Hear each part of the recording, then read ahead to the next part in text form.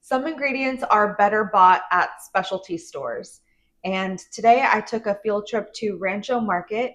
I'm always so impressed and just inspired by their produce and by their chili section and spices.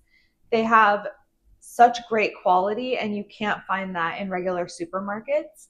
So today we are going to be making a pozole rojo, three different types of chilies: guajillo, ancho, and pasilla. I personally love pasilla chilies. I think that they add so much smokiness and depth of flavor. The consistency almost reminds me of like a dehydrated fruit. They are amazing. It's going to give our soup beautiful color and this heat that is smoky. It's not going to light your mouth on fire, but it's going to be lingering on your tongue for a little bit, and the acidity from the lime in our soup is going to cut through that. So it's all going to be very well balanced. And then on the side, I really wanted to make something more refreshing since we are doing a soup. And I personally love a juice or a drink, and especially when it comes in a wine glass. So on the side, we're going to be making a Agua De Jamaica, and that is a very, very simple recipe. It is only 2 ingredients. So it has also just this beautiful, bold, deep purple color, and it is delicious. There's something about chili peppers that just is mesmerizing to me. I love how they look. I love how many different ways you can use them. And this is the perfect recipe to enjoy on a beautiful Arizona overcast day. We have been getting some really nice breezes out, so I'm going to take advantage of any days like this to make a dish that belongs in a bowl. I think that there's 2 different types of people in the world. There's people who eat mostly out of bowls and mostly out of plates.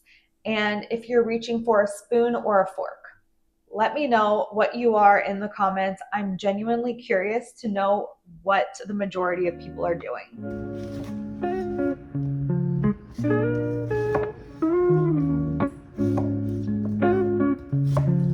Don't forget to replace your bay leaves. Fresh ones make a huge difference in your broth. When I was little, my mom let me help her de-seed chili peppers. She kept saying, whatever you do not touch your eyes or your mouth, over and over. And of course, within minutes, I rubbed my eye and instant regret. I was convinced my life was over. I was crying, panicking, and my mom was trying to help while also trying not to laugh.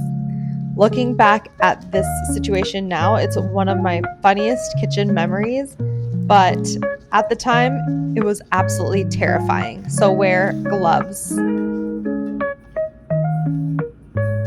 We're starting by making the broth. I like to use bone-in chicken with onion, a lot of garlic, and a couple of fresh bay leaves. Using meat on the bone is really important here. It gives the broth a deeper flavor, more body, and that rich, silky texture you just can't get from boneless cuts alone. As the chicken simmers, you'll notice some foam rising to the top.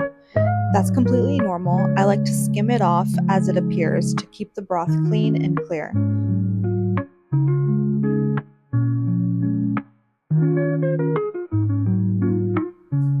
Toward the end, I add the dried chilies directly to the pot. I want them in there just enough to soften.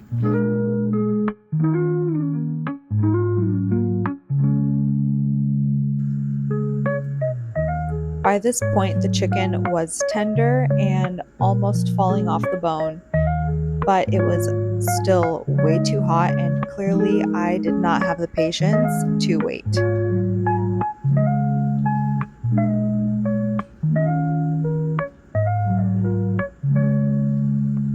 This is one of my favorite parts. I love watching the chilies transform into this gorgeous orange-red sauce. They're blended with a little onion, Mexican oregano, salt, pepper, and just enough broth until everything is smooth. A little tip before you pour in the chili sauce. Have your pan warm and ready to go, but not smoking hot. Add the oil and maybe throw on an apron, or at least don't wear your favorite shirt because this step likes to splatter. Let the sauce cook for a few minutes until it's thick and rich.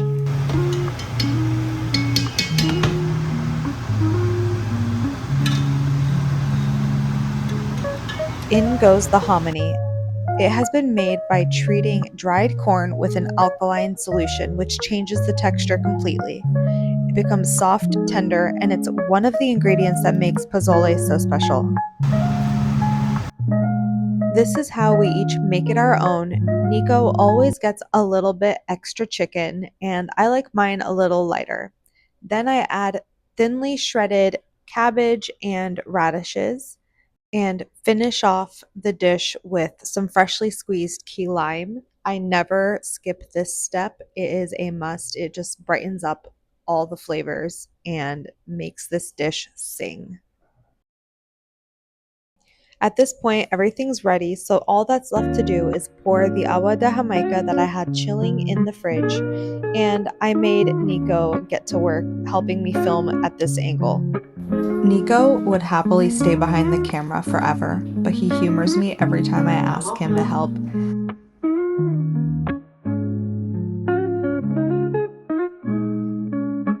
I somehow even got him to do a cheers with me. He's my favorite person to share meals with, and this agua de Jamaica might be one of the best things I've ever had to drink.